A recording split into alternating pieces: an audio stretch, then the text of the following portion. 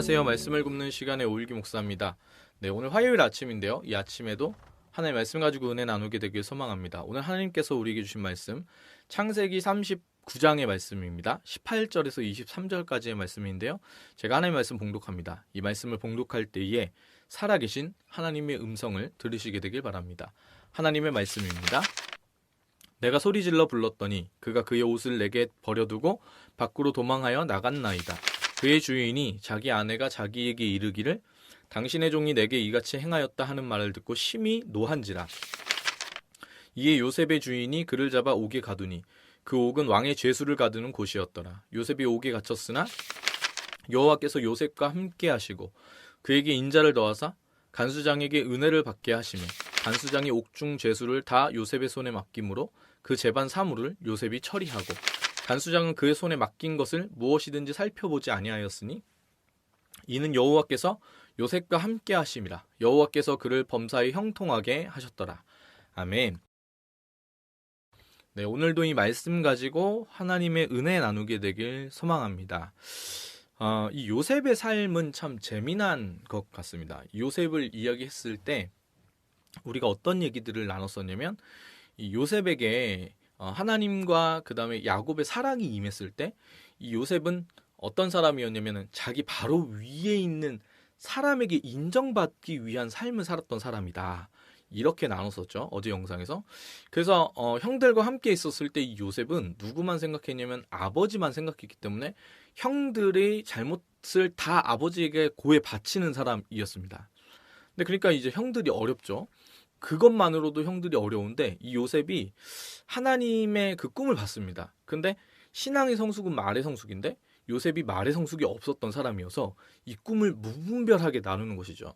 이것을 제가 두고 뭐라고 말씀드렸냐면 칼은 있지만 칼집이 제대로 준비되지 않은.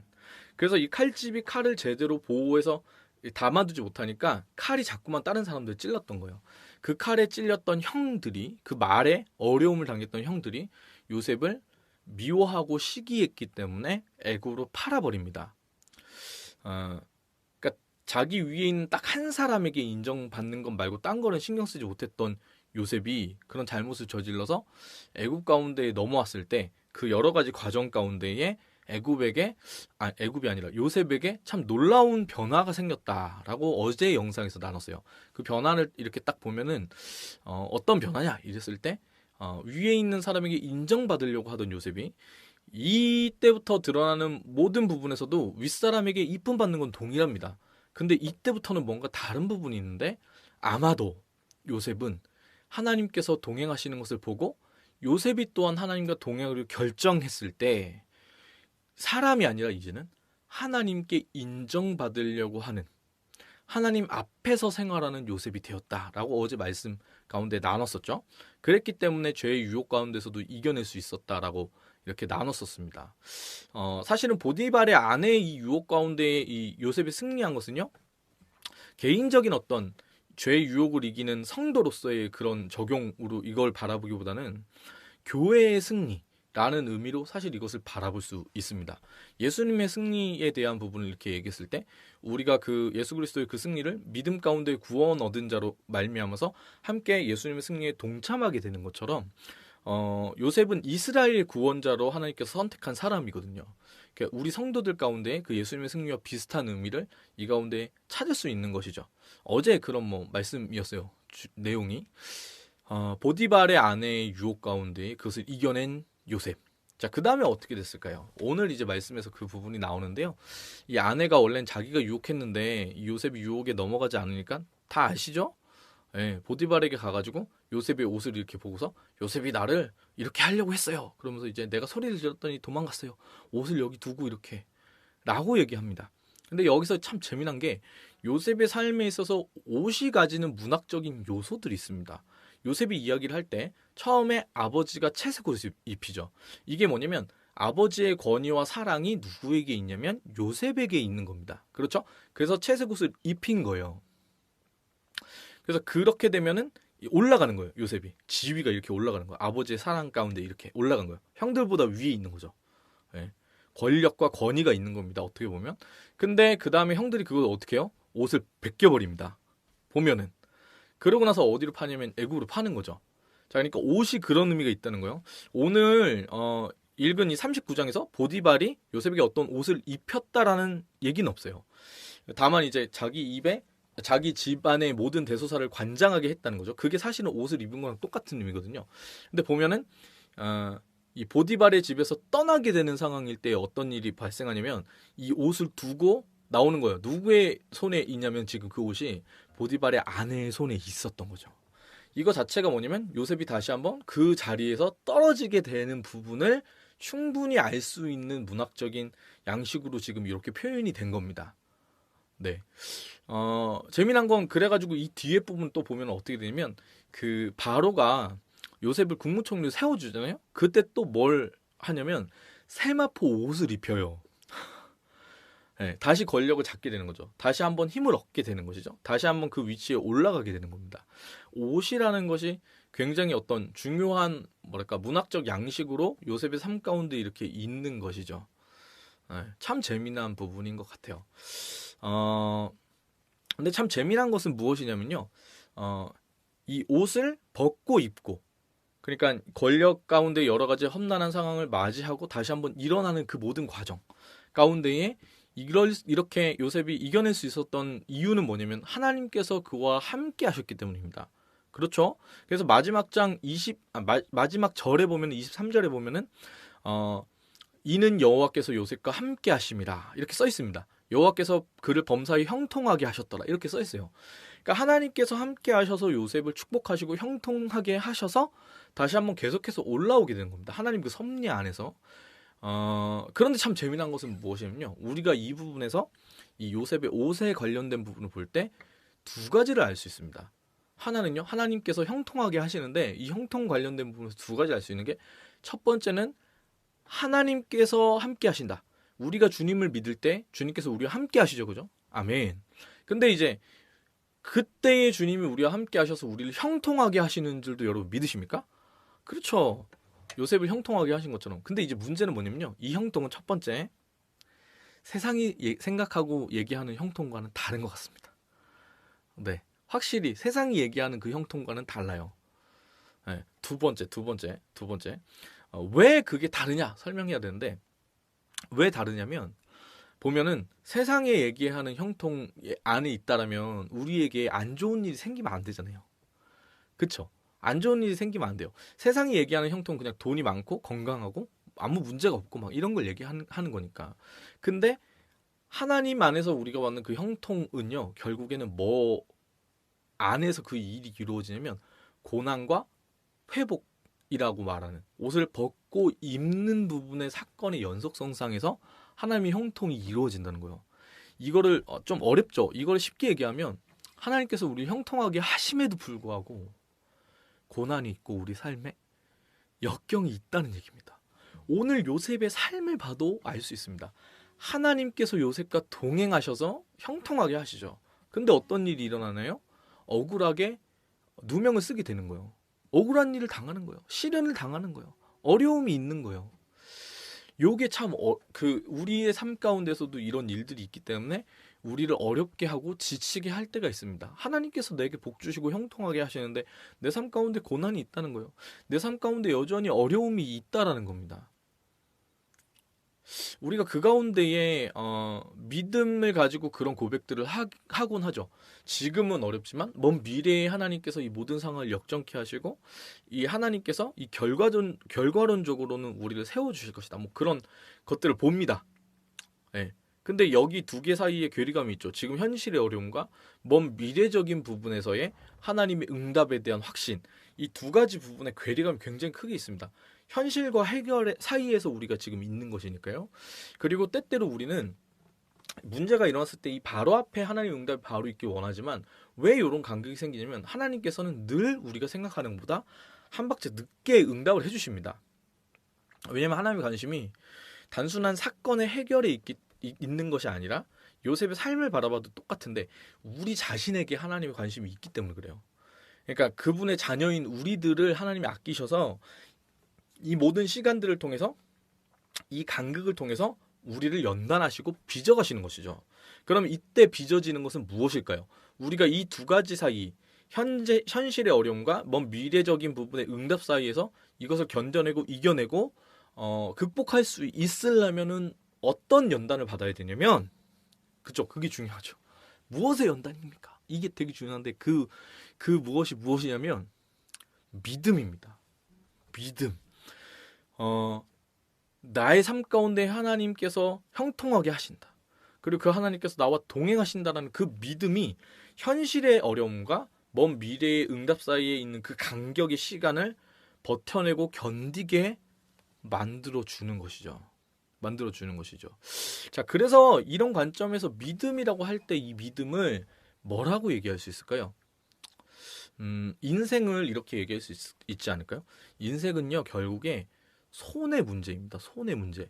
오늘 여기서 이렇게 딱 보면은 옷을 가지고 제가 아까 문학적인 양식적 표현으로 설명을 드렸잖아요. 어떤 옷을 입었다가 벗었다가 이걸로 이제 설명드렸잖아요. 근데 또 보면은 여기서 드러나는 굉장히 중요한 요소 중에 하나가 뭐냐면 손입니다. 손. 요셉의 손에 맡겼다라는 거는 뭐냐면은 그 보디발이 다 그의 소유를 다 요셉의 손에 맡겨가지고 자기 음식 말고는 다 그냥 다 관장하게 하잖아요. 요셉이 이 손 자체가 뭐냐면은 그 능력을 얘기하는 거예요. 그래서 이 보디발 아내의 손에 요셉의 옷이 떨어졌다. 이거는 굉장한 문학적인 표현입니다. 네, 이것만 딱 봐도 큰일 났다 이렇게 생각할 수 있는 것이죠. 그리고 뒤에 보면은 결국에 간수장에게도 요셉의 손에 다 이제 간수장이 옥중지수를 다 요셉의 손에 맡겼다 이렇게 써 있어요. 이 손 자체도 약간 그런 걸 뜻하는 거죠. 인생은 결국에 이 손의 문제예요. 손이 무엇을 잡느냐, 누구를 잡고 있느냐, 요거의 문제거든요. 여러분, 여러분의 삶의 손은 지금 누구를 잡고 있습니까? 누구의 손을 붙잡고 있으세요? 어떤 물건을 붙잡고 있으세요? 이게 그래가지고 되게 민감한 부분이에요. 아기가 태어나가지고 돌이 됐을 때 이렇게 막 돌잔치 하면서 이렇게 다 놓고 이렇게 아기한테 뭘 집으라고 하잖아요. 쥐라고 이렇게 막 잡으라고 막 얘기하잖아요. 인간은요, 그래서 약간 뭐가 있는 거냐면 자기 힘이 있을 때는 결국에 다 잡으려고 해요. 아기일 때는 다 이렇게 막 다 잡으려고 그래요. 어머니 아버님들은 다 아실 거예요. 아기한테는 이렇게 뭐 할 때도 뭐 하나 꼭 이렇게 쥐어주면은 아기들이 뭐 씻길 때나 이런 때 막 이렇게 막 울고 막 이렇게 집중 못하는 애들한테는 손에 뭐 하나 딱 쥐어주면 그거 꼭 붙잡고 있습니다. 그리고 잘 이렇게 말 잘 들어요. 그런 어떤 부모님들 어떤 아기 돌보시는 분들의 노하우가 있는데 어린 아기일 때 기본적으로 사람은 다 무언가를 줄 때 잡습니다. 손으로 쥐려고 해요. 자기 힘으로 다 가지려고 해요. 예. 근데 나중에 할머니들, 할아버지들 이렇게 돌아가시기 바로 직전에 계신 분들한테 이거 뭔가 쥐어주잖아요. 그럼 자꾸만 그것들을 안 쥐입니다. 못 져요, 그것들을. 그래서 인생은 결국에 뭐냐면요. 꽉 쥐려고 하던 것들을 서서히 놓아가는 과정인 것이죠. 예. 자기 삶의 힘으로 꽉 쥐려고 하던 것들을 다 놓는 과정입니다. 예. 여러분, 우리가 인생 살아갈 때요. 여러 가지 많은 것들을 쥐려고 합니다. 세상적인 복, 세상적인 어떤 물질, 그리고 세속적인 어떤 사람을 붙잡는 것도 있고요. 여러분 좋아하시는 어떤 물건이나 뭐 여러 가지 그런 것들 막 붙잡고 살려고만 해요. 근데 인생이라는 그 부분의 문제는 나이가 들면 들수록 이 손에 쥔 힘이 점점 벌어지고 힘이 떨어지는 그 과정이거든요. 이게 내게 아니었구나를 알아가는 과정, 인정하는 과정이 인생이거든요. 자, 그러면 우리는 이 손으로 누구의 손을 잡아야 할까요?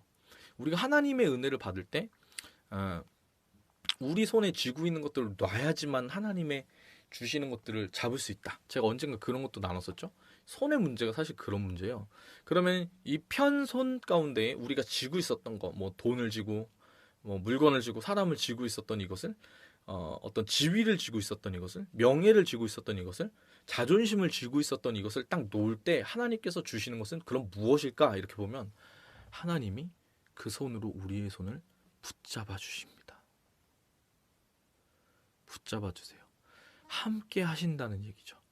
여러분, 그래서 제가 아까 얘기했던 그 고난의 시간 가운데에 이 간극이 일어난다고 했죠. 먼 미래적으로 하나님이 해결하실 거에 대한 그 결과론적인 부분의 어떤 응답에 대한 부분과, 근데 이건 미래의 일이란 말이죠. 지금 현재 이 문제가 발생해서 이 시간 사이에 굉장히 큰 간극을 이겨낼 수 있는 믿음은 결국에 뭐냐면요.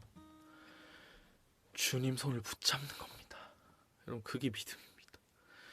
주님 해결해 주시는 그 주님의 그 손 붙잡는 겁니다. 어떻게든 손을 붙잡는 거예요. 이 손을 내 손에 이거 쥐고 있던 걸 다 놓고 주님 손 붙잡는 거예요. 이렇게 제발 제발 주님 하고 딱 붙잡는 거예요, 여러분.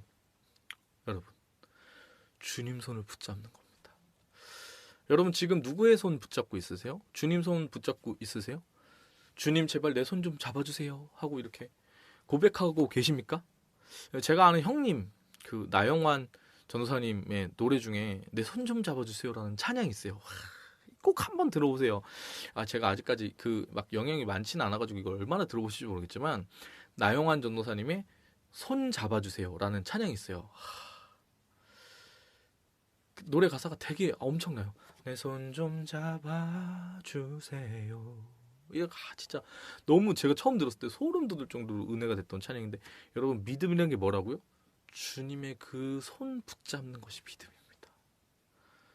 여러분 우리가 오늘 한 날 살아갈 때 우리의 삶에 하나님과 동행함으로 말미암아 형통케 하는 은혜를 누리더라도 고난이 있고 어려움이 있고 아픔이 있습니다. 이해하지 못하는 그 일들이 우리 삶 가운데서 일어납니다. 그런데 어떡하라고요? 주님 그 손 붙잡아야 되는 줄 믿습니다.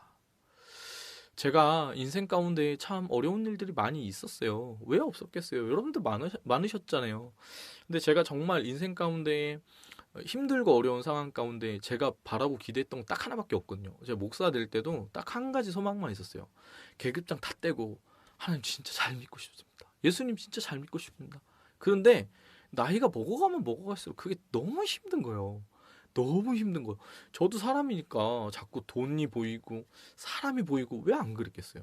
근데 시간이 지날수록 한 가지 참 다행이다라고 생각했던 게 있는데 그게 뭐냐면 제 삶에 정말 힘들고 어려운 순간 입이 저도 돌아가가지고 몇 개월 쉬고 막 뭐 되게 힘든 여러 가지 시간들이 있었는데 그때마다 하나님 앞에서 제가 했던 게 딱 하나밖에 없었다니까요. 주님 손 붙잡는 거. 배운 게 도둑질이라고 기타 치면서 기도하고 찬양하는 것밖에 할 수가 없는 거예요. 저는 할 줄 아는 게 그거밖에 없으니까. 근데 그 모든 게 다 결국에 뭐였냐면 얘기하는 거였어요. 주님 내 손 좀 붙잡아 주세요. 주님 내 손 좀 붙잡아 주세요. 주님께 그렇게 나아가는 자들의 그 손을 주님께서 붙잡아 주십니다.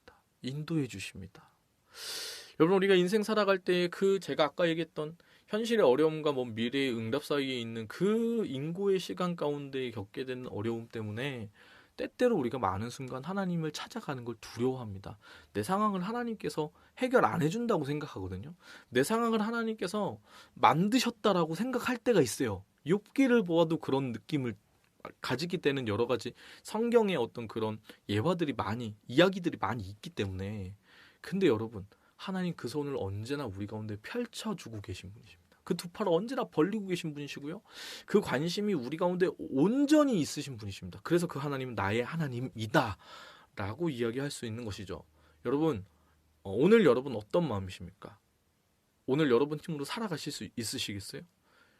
모든 믿는 자의 그 믿음, 성도의 고백은요. 단 한 가지밖에 없습니다. 주님, 내 손 붙들어 주시옵소서. 오늘도 그 주님 붙들어 주시는 그 손 붙잡고 내가 이 삶을 살아가겠습니다. 여러분, 인생의 문제는 결국에 하나님의 손을 붙드느냐 마느냐의 부분입니다. 잘 보십시오. 코로나 바이러스가 난리를 치는데 그거를 사람의 힘으로 어떻게 할 수가 없는 거잖아요. 여러분, 이 모든 상황 가운데 우리가 이 깨달아야 되는 것은 단 한 가지입니다. 주님 손을 붙잡아야 됩니다. 주님 그 손을 붙잡게 되길 여러분 소망합니다. 놓치는 것이 아니라 뿌리치는 것이 아니라 성경이 이 뿌리치는 것을 강팍하다라고 이야기하거든요. 여러분 오늘 한 날 그 주님의 손 붙잡는 그런 복된 한 날이었으면 좋겠습니다. 그 믿음 가지고 여러분 주님 손을 붙잡게 되면은 우리의 모든 상황 가운데 모든 어려움과 모든 공경과 모든 고난 가운데 주님이 우리를 건져 주시는 줄 믿습니다. 그 어려움들이 언젠가 풀리게 될 줄 믿습니다. 지금 당장 해결되지 않아도 주님 손 붙잡으면 버텨내고 견뎌낼 수 있게 될 줄 믿습니다. 여러분 오늘 그런 복된 한 날 되시길 소망하고요. 복음 전도라는 것도 결국에 뭐냐면 내가 다른 사람들 손을 붙잡아 주려고 하면 실패합니다. 결국에 우리가 해야 되는 건 뭐냐면 주님 손을 끌어와서 이 사람의 손에 잡게 해주는 것이죠. 네, 그러면 이 사람이 살아나게 되는 겁니다. 아멘. 네. 주님 손 붙잡는 오늘 한 날, 복된 한 날 되셨으면 좋겠습니다. 오늘 하나님께서 우리에게 주신 찬양은요, 제가 참 너무 좋아하는 찬양인데, 참 너무 좋아요. 주님여 이 손을 꼭 잡고 가소서. 아시는 분들 아실 텐데 함께 찬양하면서 우리 주님 손 붙잡으면서 이 한 날 시작할까요? 하나님, 오늘 하루도 주님이 그 손길로 우리를 붙잡아 주시옵소서. 함께 찬양하고 나아갑니다. 주님여 이 손을 꼭 잡고 가소서. 약하고 피곤한 이 몸을 폭풍우 흑암 속 해치사 빛으로 손잡고 날 인도하소서.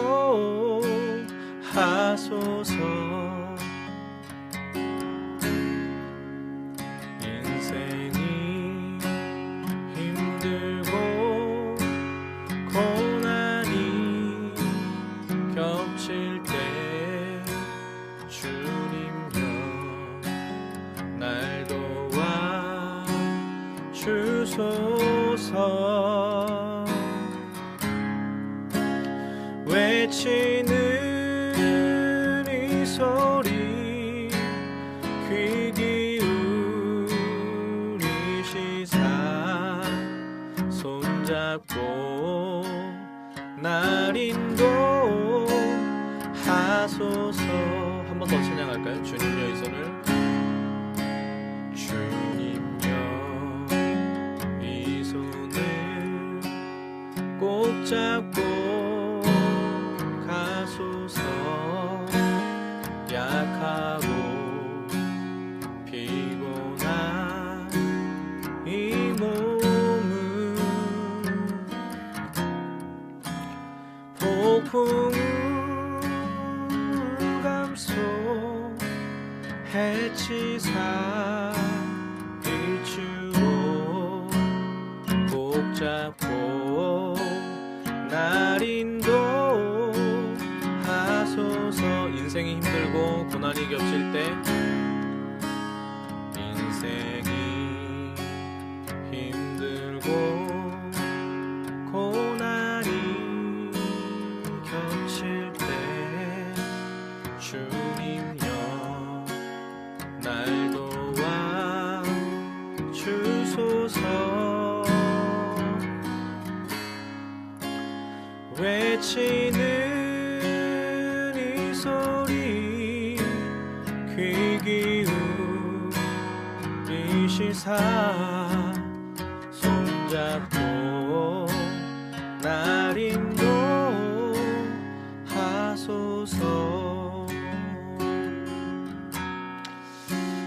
사랑의 주님,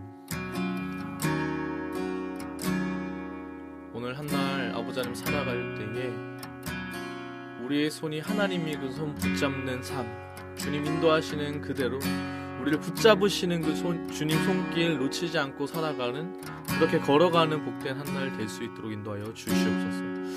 하나님께서 요셉과 함께 하셨던 것처럼 우리와 함께 하여 주시고, 예수님 믿는 그 아버지 하나님 믿음의 형통함 가운데에서 모든 고난과 어려움도 이겨내며 그 역경 속에서도 주님을 찬양하는 아버지 하나님 그런 믿음으로 나아가는 오늘 복된 한 날 될 수 있도록 인도하여 주시옵소서. 주님을 찬양합니다. 주님 감사드리며 예수님의 이름으로 기도합니다. 아멘. 네, 오늘 하루도 화이팅입니다.